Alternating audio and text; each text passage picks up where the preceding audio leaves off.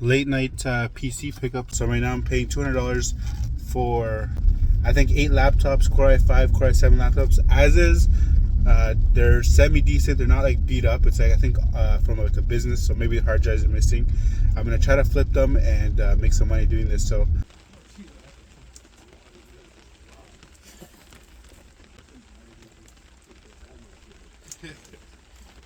Alright, so there's just a cheap compact desktop AMD Athlon, nothing crazy. Just not one of those think centers.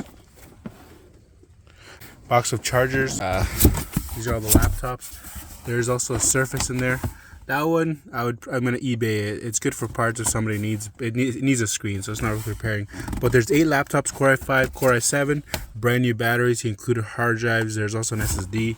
This was a good connection for future purchases. This was a great purchase.